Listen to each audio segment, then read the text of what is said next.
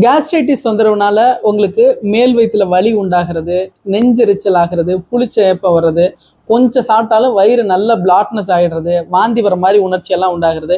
இது மாதிரி தொந்தரவுகளை நீங்கள் ஃபேஸ் பண்ணிட்டு வந்தீங்க அப்படின்னா உங்களுக்கு ஒரு எளிய சித்த மருத்துவ முறை சொல்கிறேன்.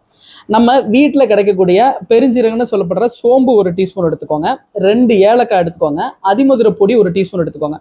இது மூணையும் ஒரு கைப்பிடி அளவு தேங்காய் திருவல் எடுத்துட்டு இந்த பொருட்களை எல்லாத்தையும் சேர்த்து மிக்சியில் அடித்து பால் புழிஞ்சு எடுத்துக்கணும், ஃப்ரெஷ்ஷாக எடுத்துக்கணும். இந்த பாலை காலையிலே வெறும் வயித்துல நம்ம குடிச்சு வரணும். இந்த பால் குடித்த பிறகு அரை மணி நேரத்துக்கு எந்த உணவும் எடுக்கக்கூடாது. இதை மட்டும் நம்ம பண்ணிட்டு வந்தோம் அப்படின்னா கேஸ்ட்ரைட்டிஸ் நோயிலேருந்து கம்ப்ளீட்டாக நம்ம சரியாகலாம்.